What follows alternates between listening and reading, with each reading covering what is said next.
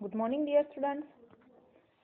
अब तक हमने देखा कि हमने मल्टीप्लिकेशन की रिवीजन देखी, मतलब उसमें हमने 1 डिजिट 2 डिजिट 3 डिजिट को उतने ही नंबर से मल्टीप्लाई किया, लेकिन लैटिस मेथड के साथ। उसके साथ ही हमने वर्टिकल अरेंजमेंट में भी मल्टीप्लिकेशन सीखा।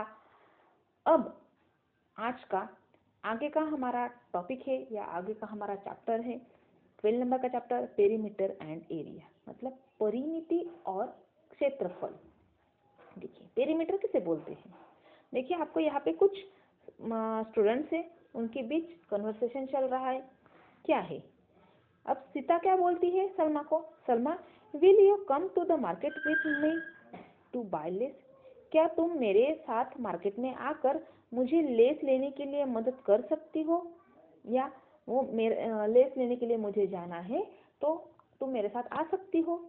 तो भी सलमा क्या बोलती है, why do you need less, तुम्हें लेस की जरूरत क्यों है। तो भी सीता क्या बोलती है, आई हैव अ हैंडकरचीफ, मेरे पास एक रुमाल है, I want to trim it with lace, तो मुझे क्या करना है, उस लेस से उस रुमाल पे या उस हैंडकरचीफ पे कुछ ट्रिम मतलब क्या, डिजाइन बनानी है। Salma how much less do you need, तुम्हें कितनी लेस चाहिए। Sita oh yes how much less do I need, हाँ मुझे कितनी लेस की जरूरत होगी। तो भी सलमा बोलती है let us take a spool of thread, तो अब हम कुछ थ्रेड लेंगे, उसके साथ hold one end of the thread at the one corner on the handkerchief. अब हम क्या करेंगे, हैंडकरचीफ के एक कॉर्नर से उस थ्रेड को हम पकड़ेंगे। Then slowly unwind the thread along all 4 of its sides until you reach the first one. अब हम उसको 4 बार क्या करेंगे, अनवाइंड करेंगे जब तक हम फर्स्ट कॉर्नर तक नहीं पहुंच जाते। कट इट देयर, फिर उसके बाद हम वहां पे उसे कट कर देंगे। You will know how much less you need by the length of the thread you have cut, तब तुम्हारे समझ में आएगा कि तुम्हें उस हैंडकरचीफ के लिए कितनी लेस की जरूरत होगी। देखिए अब for example this is a handkerchief ABCD is a square handkerchief, एक स्क्वायर हैंडकरचीफ है। The sum of the length of all sides, अब उसकी चारों साइड्स मतलब क्या, A B B C C D और ए डी, ये क्या है, उस हैंडकरचीफ की लेंथ है और उसे उतनी ही लेस की जरूरत होगी। दिस लेंथ इज कॉल्ड, और इसी लेंथ को मतलब कि ये जो चारों लेंथ है इसी लेंथ को बोलते हैं पेरीमीटर ऑफ द हैंडकरचीफ, उसे बोलते हैं रुमाल की परिमिति। अब हमें आज यहाँ पे देखना है स्क्वायर की पेरीमीटर, रेक्टेंगल की पेरीमीटर और ट्रायंगल की पेरीमीटर। सबसे पहले देखेंगे हम स्क्वायर की पेरीमीटर। अब देखिए the perimeter of a square is the sum of the length of all 4 sides of the square. अब स्क्वायर की पेरीमीटर का मतलब है उस स्क्वायर की जो चारों साइड से, अब आपको पता होगा कि स्क्वायर की चारों साइड कैसे होंगी, एक ही लेंथ की मतलब इक्वल लेंथ की होंगी। इसलिए अब हमें क्या करना है, उन चारों साइड्स की एडिशन करनी है और एडिशन करने के बाद जो भी आंसर आएगा उसे कहेंगे हम पेरीमीटर ऑफ द स्क्वायर। मतलब क्या, पेरीमीटर, स्क्वायर की पेरीमीटर मतलब क्या, the sum of the length of all 4 sides. अब देखिए पेरीमीटर ऑफ रेक्टेंगल। अब उसी तरीके से जिस तरीके से हमने स्क्वायर की पेरीमीटर निकाली, अभी उसी तरीके से रेक्टेंगल की पेरीमीटर, लेकिन ध्यान में रखिए रेक्टेंगल की 2 साइड्स इक्वल लेंथ की होती है और 2 साइड्स इक्वल लेंथ की होती है, मतलब 2 साइड्स लॉन्ग होती है और 2 साइड्स क्या होती है, शॉर्ट होती है रेक्टेंगल। अब रेक्टेंगल का भी उसी तरीके से the perimeter of a rectangle is the sum of the length of all 4 sides of the rectangle. अब क्या करना है, रेक्टेंगल की पेरीमीटर का मतलब है the sum of the length of all 4 sides, उस रेक्टेंगल की चारों साइड्स की एडिशन, मतलब पेरीमीटर ऑफ रेक्टेंगल। और लास्ट में देखेंगे the perimeter of a triangle is the sum. अब देखिए ट्रायंगल को 3 ही साइड होती है, 3 ही साइड की एडिशन मतलब क्या, पेरीमीटर ऑफ ट्रायंगल।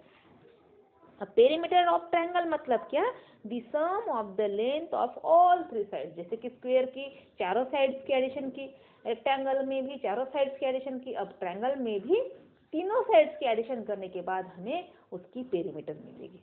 अब देखिए हम एक एक एग्जाम्पल लेंगे ट्रायंगल का, रेक्टेंगल का और स्क्वायर का। अब पहले हम लेंगे रेक्टेंगल का एग्जाम्पल। देखिए this figure shows a rectangle whose side. अब इसकी यहाँ पे जो फिगर दिखाई गई है उसकी हमें साइड्स दी गई है। साइड्स क्या है? 3 centimetre, 2 centimetre, 3 centimetre and 2 centimetre. Late us find out it's. अब हमें उसकी पेरीमीटर निकालेगी। लेकिन पेरीमीटर, रेक्टेंगल की पेरीमीटर क्या होती है, उसकी डेफिनेशन क्या होती है? The perimeter of a rectangle is the sum of the length of all 4 side of its sides. क्या? रेक्टेंगल की पेरीमीटर मतलब क्या? उसके चारों साइड्स की एडिशन। जैसे कि हमें दी गई है उसकी लेंथ 3 + 2 + 3 + 2, दोनों की एडिशन, सॉरी चारों की एडिशन कितनी हुई? 10 सेंटीमीटर। यूनिट है सेंटीमीटर, इसीलिए उसकी पेरीमीटर क्या आएगी? 10 सेंटीमीटर। देखिए नेक्स्ट पेज पे क्या है? नेक्स्ट पेज पे सेकंड एग्जांपल है। अभी हमें स्क्वायर की पेरीमीटर निकालनी है। अब स्क्वायर की पेरीमीटर मतलब क्या? चारों साइड इक्वल लेंथ की होगी। जैसे कि the figure alongside is a square and all of its sides are 2 centimetre long. Let us find the perimeter of the square. देखिए the perimeter of a square is the sum of the length of 4। Rectangle की तरह ही square की perimeter मतलब क्या? चारों sides की addition. जैसे कि 2 + 2 + 2 + 2 = 8 सेंटीमीटर। मतलब क्या? The perimeter of the square is equal to 8 centimetre. और लास्ट में देखेंगे ट्रायंगल का example. The sides of a triangle here are. अभी हमें यहाँ पे क्या किया गया है? ट्रायंगल की साइड्स दी गई है, जैसे कि 4 centimetre, 5 centimetre and 6 centimetre long. Let us find out perimeter of the rectangle, sorry triangle. अब हमें इस ट्रायंगल की पेरीमीटर निकालनी है। जैसे कि हमें पता है the perimeter of a triangle is the sum of the length of all 3 of its side.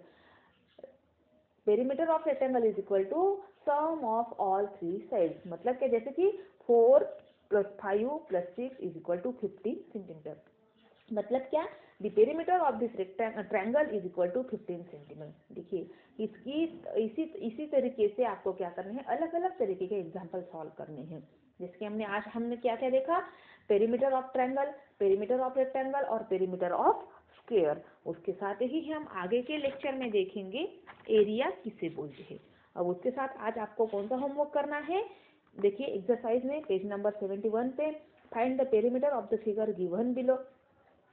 आपको कुछ फिगर्स दी गई है, उनकी पेरीमीटर निकालनी है। और सेकंड क्वेश्चन है, आप ध्यान से पढ़िए और उसके साथ ही उसका आंसर लिखिए। अब देखिए मैं आपको आज एक इम्पोर्टेंट नोटिस देने वाली हूँ।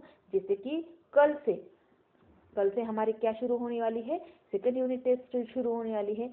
और सेकंड यूनिट टेस्ट का हम सभी टीचर्स आपको अलग अलग तरीके की क्वेश्चन पेपर देंगे। वो क्वेश्चन पेपर आपको 15 मार्क्स की होगी। वो क्वेश्चन पेपर आपको एक फुल स्केप पेपर के साथ, अलग अलग फुल स्केप पेपर के साथ सॉल्व करनी है। जैसे कि Hindi, Marathi, EVS first, EVS second, maths और इंग्लिश। अब आपको क्या करना है? पेपर बहुत ही केयरफुली ड्रॉ करना है और उसके बाद ही आपका नाम लिखकर जिस दिन जो पेपर होगा उस दिन की डेट डालकर आपको एक पेपर आपको सॉल्व करना है। और उसका सिलेबस भी मैंने आपको पिछली बार दिया है, लेकिन और उसका टाइम टेबल मैं आपको दे रही हूँ। ध्यान से पढ़िए और पेपर लिखिए। ओके।